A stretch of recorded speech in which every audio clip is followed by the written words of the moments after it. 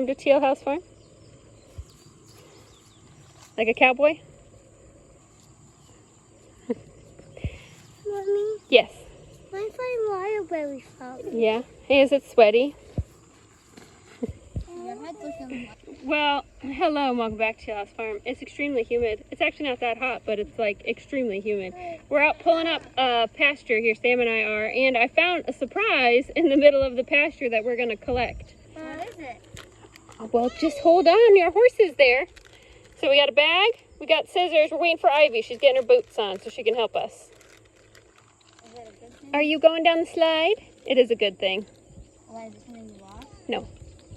So anyway, this used to be a sheep pasture slash goat pasture. It was fenced in with turbo wire. We've had this for years, but it's straight downhill, which is kind of hard to tell because the weeds are so tall. There hasn't been a sheep in here for a while, but it drops, straight down. Here, I'll show you from over here.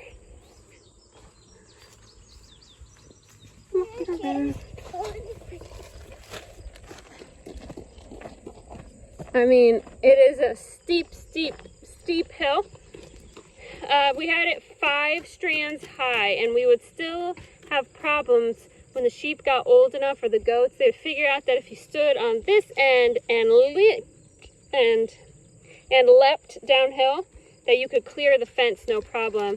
So this paddock isn't that usable because they can kind of get out of it. So we're gonna get rid of it. Scissors, Mikey brought the scissors. She did. That's it. And Patty's got the bag. I got it. All right, here's what we found. Dun dun dun dun. What? I don't have boots. Well, I told you to get boots. Well, I don't have boots. We found wild elderberries, and they actually are still pretty full. So these are still pretty full. Usually the birds do a really good job getting them. So we're gonna cut these down before the birds get them, and then gonna make some jelly hopefully. And if we don't have enough to make jelly, we can at least make syrup with them. Are you ready, bud? Yeah. Okay. No, we're good. Okay, Ivy's gonna cut them so Patty can put them in his bag, okay? I have a cut. I guess I don't need that. We want the whole bunch, yeah. So just cut the whole bunch. And for right now, we're just gonna put them in. This. Can I eat one? No, don't eat these. Why? These are for making things with. Are they poisonous? I think they will make you feel pretty yucky.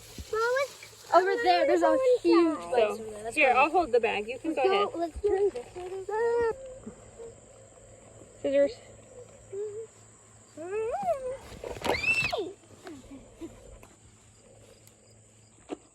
Where's the animal, Mom? This is what we got off that plant.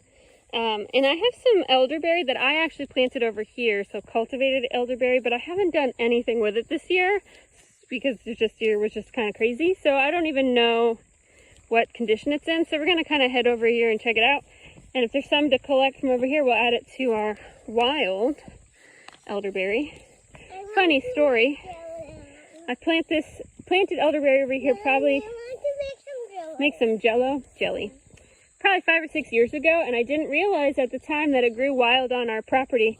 Didn't have enough time of wandering around in the back because I always have little kids with me to know that. So then I spent a lot of time and energy cultivating elderberry to discover that actually was quite a lot of it just hanging out in the backwoods because it does grow wild in Missouri.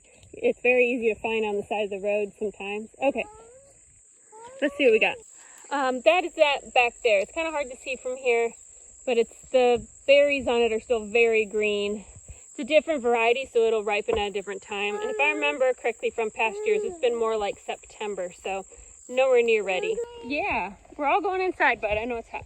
So anyway, we're going to get this inside, put it in the fridge for tonight, and then tomorrow we're going to figure out how much we have, whether or not I have enough to do a small batch of jelly.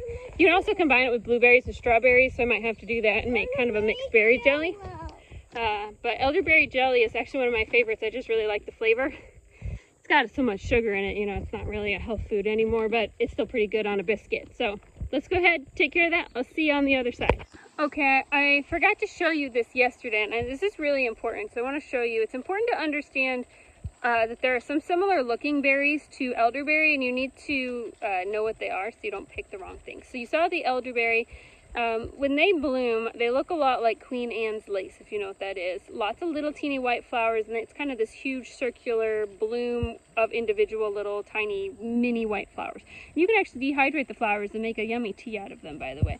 There is something called pokeweed, where the berries look very similar, but their arrangement is much different. On the edge of our forest here is pokeweed. We have it everywhere in Missouri. It is invasive, it's hard to control, it grows super fast. If you hack it down there, this thing will grow back up in a couple weeks. So it's kind of a task. But these berries, when they turn dark purple, they look just like elderberries, but you can see that their arrangement is quite different. They look more like bunches of grapes. These are poisonous. Don't take these and make jelly from them, okay? Make sure you, so don't confuse them. And you can, now that you've seen, it should be pretty easy to see the difference, but I wanted to show that to you so there's not any confusion. Anyway, let's get inside, and I'm going to show you kind of a trick to getting all those berries off the vines, because it is a lot of tiny little sticks that like to come off with each individual little berry, and you don't want them on your berries when you're going to make your jam or your jelly or your syrup, whatever you're making. We have our elderberries that I threw in the fridge, and now we're going to get them off the stem. Elderberries are extremely stainy, so I do not like this sweater. It's old and gross anyway, so wear things you don't care about, because you're never going to get this off. It's a lot like mulberries. It's great though if you want to create a food dye. I mean, great option. We're going to actually use a hair pick. This is what I found is the easiest way to get the berries off. We're just going to kind of put the stems aside in this pot and try to get the berries off. You don't need to be perfect, but you want to be pretty close. You really only want the berries when you're cooking. If you heard earlier in the video, one of my kids was asking about eating them. If you eat raw elderberries, if you eat a few of them, you're going to get horrible diarrhea and nausea. If you eat too many, it could kill you. They have cyanide in them, or a compound that'll create cyanide in your body. They have to be cooked before being consumed. He's doing something funny in there. So because these are very ripe, they have a nice purple color, they're going to come off real easily with the comb. And so we're going to just do our best to get as many as we can. And using the comb helps trap the berries. It leaves most of the tiny little stems intact, so there isn't so much picking to do afterwards, which is nice. Elderberries are also really nice because they freeze really well. I would like to make jelly, as I said yesterday. It is way too late in the day now to start jelly, and the next couple of days are pretty darn busy. I'm not really sure how long they'd be good for in the fridge. Never really looked that up. I'm sure it's several days, but I've just decided we'll remove the feeling of rush of having to take care of them. We're actually just going to freeze these in a Ziploc bag, and then at some point we can come back and make some jelly or some syrup out of them. If we do some more walking around outside too, we might find some other heads out there, and then we could definitely have enough for jelly, because I'm thinking we won't have enough. I think I need 4 cups, and I'm not going to get that. Sorry, they're playing a game. But we can add, as I said before, I've added blueberries and strawberries before. It makes a nice little flavor mesh, a nice little jelly. There we go. A little bit of brushing. There's a couple outliers on there. Basically just emptied the whole thing. We'll pop that. All right, let's finish up the rest. That's pretty good. It's not perfect, but it's pretty close. Let's get these rinsed off and then ready to freeze. This is definitely not 4 cups. I think we'll be lucky if this is 2 cups, but it's still worth something. We'll just make a nice mixed jelly at a later date.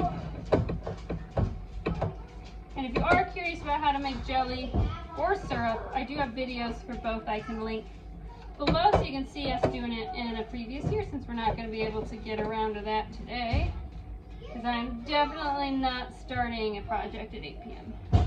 I have learned my lesson. I'm too old for those things.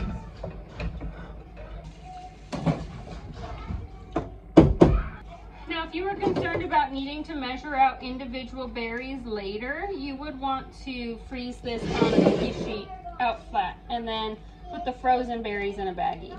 I am not worried about that, because I know this is not enough to need to separate out for a recipe. I also know the capacity of these bags here is about 2 cups, so I have a general idea of how many berries we have once this baggie is filled, and I'm going to say we probably have about 1.5 cups.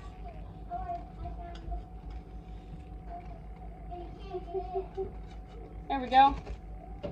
We're just going to freeze them just like that. They'll clump together because they're still a little wet and they haven't been frozen separately, but it'll be just fine for plopping them out to make jelly soon. Just like that, into the freezer. Anyway, that's all for today. Thanks so much for watching, and we'll see you all again really soon.